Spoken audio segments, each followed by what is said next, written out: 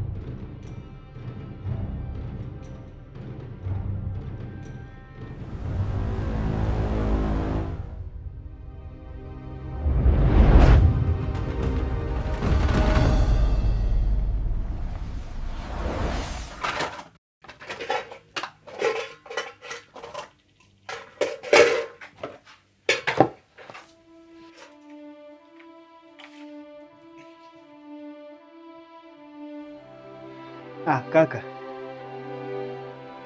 niliamini utakuwa sawa. Kaka, asante kwa kunilindia hiki kiumbe. Sio mimi, ni nduguze walikuja kufuata kilicho chao. Ndugu zako tena? Kivipi? Sijajua alijipanga vipi, maana vurugu zilivyoanza tu wote wakaja. Alikuja mjomba Imo, mjomba Malo, Fina pia alikuwepo. Kwa hiyo Mkamba akakosa nguvu kabisa za kuleta vurugu. Kwa japo likaa rahisi kabisa. Kwa hiyo kumbe umoja ni nguvu. Mwenyewe nimeliamini hilo leo. Sasa jamani, mimi ngoja niende nikaangalia kijibiashara changu kinaendeleaje huko. Maana nina kama siku 2 sijafungua pale. Ilikuwa na viji mambo fulani hivi. Sawa, japo nahisi siku 2 hizi nitasafiri. Sieti mama, au bado tupo kidogo? Mimi sitaki kuishi tena hapa. Natamani tuondoke hata leo. Safari tena? Au ndio ile ambayo uliniambia? Ndio. Yaani baada ya ushauri wako nikaja kujua kumbe kweli nilikuwa sijaanza kuishi. Yaani nipo tu hapa mjini napoteza muda. Kwa hiyo nimeamua niondoke na mama hapa. Twende tukapambane mbele ya safari huko. Ni wazo zuri sana. Basi Mungu afanyie wepesi huko mwendako. Mkawe na maisha yenye furaha iliyopitiliza. Amina bro. Na kama kuna sehemu niliteleza nikakukwaza, naomba unisamehe sana. Mimi ni binadamu, sio mkamilifu. Usiwaze. Basi ngoja mimi niende. Nadhani tutaendelea kuwasiliana kupeana taarifa mambo ambayo yanajiri. Sawa, japo nadhani namba ulionayo itakuwa haipatikani tena. Maana natamani ninavyoenda kuanza maisha yangu mengine, nianze na watu wapya kabisa.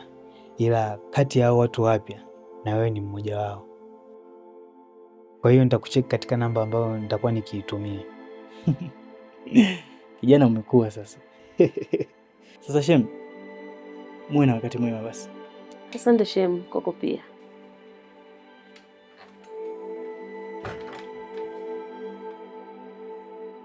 Basi sawa, mimi nitakuja alafu tuyajenge, tujue tunalifanyaje hili jambo. Usiwe mtu wa kupindisha maneno yako mwenyewe. Hata mara ya kwanza ulisema utakuja, lakini haujai kuja tena. Haya sasa. Huyo mtoto unamfanyaje sasa? Yupi huyu mweupe au? Si ndio? Huyu kaenda kwa kibwana chake na nikaona maamuzi ya hekima nikumsikilize yeye. Maana sije tukamlazimisha kuishi na mtu ambaye ampendi alafu mambo yakaja kama mengi hapo baadaye. Kwa hiyo mpaka saizi yupo huko? Yupo huko. Watoto wa siku hizi wamekuwa wana nini jamani? Mbona wamekuwa pasua vichwa hivi? Nadhani sisi ndo tunasababisha wewe pasua vichwa, kwa sababu tunalazimisha waishi maisha ya zamani kwenye mifumo mipya. Kwa hiyo kuna namna inabidi na sisi twende na wakati. Kabisa, maana hata mimi kuniletea mama pale nyumbani nitakubali kuishi nalo kwa sababu mmeniletea wewe ndugu yangu, lakini kiukweli sitayafurahia hayo maisha. Kwa hiyo hapo unanisema mimi au? Hapana, huo ndio alisema mambo ulivyo. Basi sawa. Mimi ngoja nimpitie kijana wa Mwanyato hapo. Niende nimalizane naye tu. Au wewe unasemaje? Sawa. Wewe nenda tu, hakuna namna.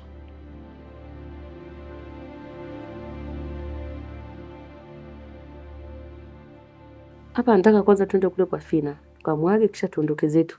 Sidhani kama kutakuwa kuna jambo lolote hapo lililobaki. Kwa hiyo ndo naacha maisha yangu sasa. Kwani kuna napenda maisha? Hapana, ila ujue kwanza kitu kipya ni jambo gumu, hata kama hicho kitu kipya ni kizuri na kina manufaa kuliko kile ulichokizoea. Kabisa. Lakini hatua moja huzaa hatua ya pili, ndipo safari hukolea. Tusiwe watu wa kujiuliza sana, tujitahidi kuwa wa vitendo. Kweli kabisa. Lakini si tunaondokea hapa au? Kivipi? Yaani tukishaenda kule tunarudi hapa. Na nilikuwa nafikiria hivyo, maana wewe ndio una vitu vingi hapa vya kubeba. Mimi si unajua tena nipo tu. Nguo zangu zote niliacha kijijini, hata sikubeba. Kivipi tena wakati mlinihakikishia mke ni naye? Mambo yamebadilika kijana. Yule binti kumbe alikuwa na kijamaa chake huko. Na wanapendana wenyewe. Aliposikia tu kwamba tuna mpango wa kumuozesha, akatolokea huko. Na hata saizi naongea na wewe, yeye yuko huko. Sasa kwani wewe kijana, wewe unataka mali iloko kongoloka au? Ile kongoloka? Kivipi tena?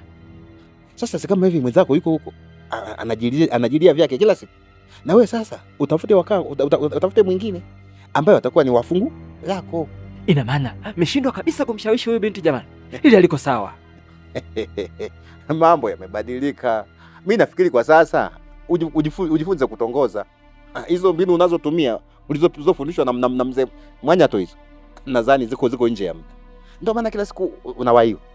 Ona kama hivi. Ungewahi mwenyewe, angekuwa ni wafungu lako huyu. Sasa umeshachelewa. Sasa mimi labda kijana nikutakie tu wakati mnono. Mimi narudi zangu kijijini. Maana hapa mjini sasa mimi sina jambo la kufanya.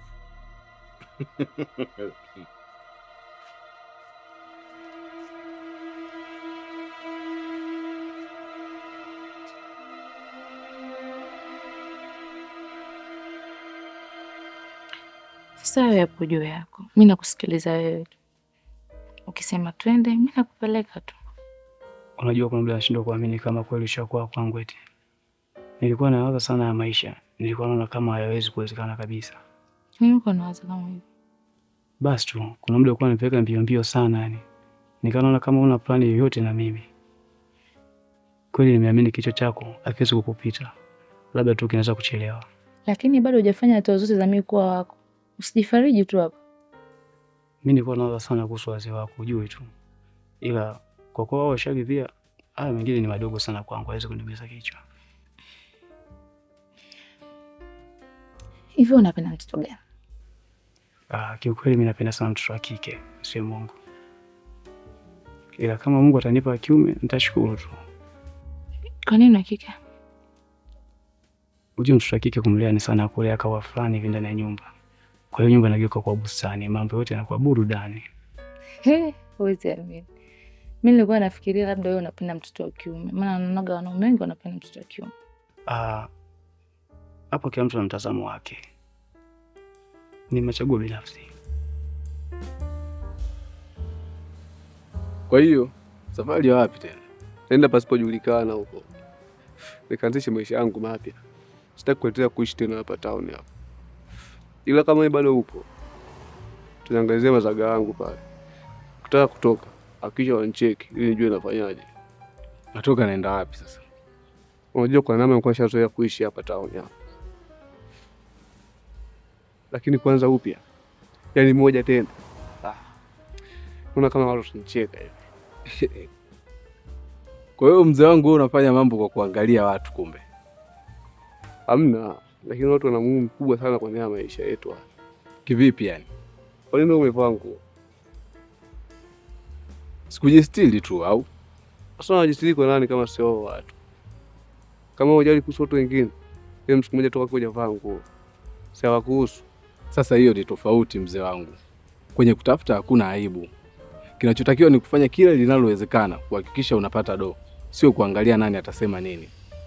Sawa, hili kwa upande wangu mimi naona kama sitoboi mzee wangu. Hata tu nikapambane mbele kwa mbele.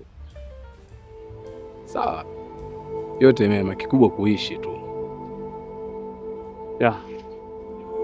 Sure.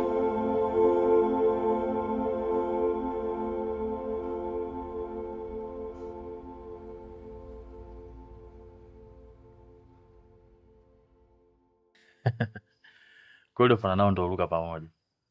Kweli kabisa, ndio maana tumeamua kuruka zetu kwenda huko mbali kabisa, tukaanzisha maisha yetu. Umemshauri huyo kijana akakuelewa? Au ndio hii mode ilikuwa aone? Eti baya toto, nimekulazimisha kwani? Hapana, alinielekeza kwa nini tunatakiwa kwenda huko, na mimi baada ya kuona lengo lake ni zuri kwa ajili ya future yetu, nikaona acha iwe hivyo. Sasa wewe Joel, utaweza kweli maisha ya kijijini? Najua kuwa itakuwa ngumu, ila kama mtoto anajifunza kutambaa mpaka kukimbia ikiwa ajui umuhimu wake, vitanishitaji mimi mtu mzima kupambana na mazingira. Lakini si alikuelekeza kuwa kule shughuli kubwa ni kilimo? Ya sana, na nilimuelewa zaidi ya uelewa wenyewe. Unajua, nakumbuka nzuri tunakutana, ulikuwa mpole sana. Na hata ulikuwa mtu wa mtaani kama saa hizi. Kuna muda nilikuwa natamani kana wewe kukuonya kuhusu maisha kwa mwisho wake ni mbaya sana. Lakini kila nilipotamani kufanya hivyo, sikuwa naona upokeaji wako. Mwisho umekuja kukutana na wamiliki wa dunia. Wamekuweza. Kweli nimeamini wanawake wana nguvu kubwa sana kwenye jamii zetu. Sasa sijajua hata kwa nini wao wanachukulia watu fulani wa special group. Shida ni kwamba kuna baadhi ya mambo tunaingia bila kujua kama tumeyatimba. Ujue ni kama mtu uwe kizani, kisha kuwe kuna mwanga unaongezeka kidogo kidogo, kiasi kwamba hata huwezi kunotice kama kuna change. Na baada ya muda mrefu unajikuta upo kwenye mwanga ambao sio wa kawaida. Hivi ndivyo maisha ya mtaani yalivyonifanyia. Na mimi wala sikuwa najua hata kama napotea. Nilikuwa naona ndio njia sahihi ya maisha. Na hakuna ubaya, ila kumbe ndio nilikuwa napotea sana. Naomba nichukue nafasi hii kukushukuru sana bro, kwa kujitahidi kwa nafasi uliokuwa unapata kuniweka sawa pale ambapo nilikuwa nakosea. Japo sikuwa msikivu. Usijali, nakuelewa sana. Maana kwenye ukuaji kuna mengi. Hata mimi kuna kipindi nilipitia kwenye haya maisha, haikuwa sawa. Ni Mungu tu alinivusha kwa kweli. Sasa naanza kutia simanzi. Hapana, huo ndio ukweli. Na tusipokubana ukweli uliopo, kuyavaa maisha itakuwa ni kazi ngumu sana. Sawa, ndio muongee mambo yenu muda wa kuagana kwa furaha. Inakuwa kama maombolezo. Hapana. Si hatakuwa na maana hiyo. Baba wewe tu ndio umechukulia hivyo. Na pia Joel, kwa sasa wewe sio mdogo wangu, ni shemeji yangu. Hakikisha ushemeji unadumu. Usije ukaniletea kama ulioniletea mara ya kwanza. Nashukuru sana bro kwa kuendelea kunihesabu kama familia yako. Ni kweli nilizingua, ila nikuahidi haitajirudia tena. Sawa. Basi mimi natakia safari njema huko mwendako. Ila tusisahau kutembeleana jamani. Hapo tu mbona ni safari ya masaa 5 tu. Yaani tusipokuwa tunatembeleana, tutakuwa tuna sababu zetu binafsi. Kabisa. Kwa mnaondoka lini? Lini tena? Leo tunaondoka na gari la jioni. Mbona mbio sana? Wewe ndio unaona mbio, lakini sisi tulikuwa tushajiandaa muda sana. Ibaki kuaga tu nyie. Nitakumisi sana wewe mbwa.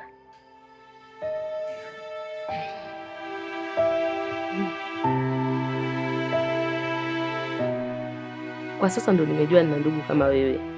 Kwa hiyo hilo mbwa alitoshe. Yaani hata ukiniita jongo bado haitabadilisha kwa mimi ndugu yako.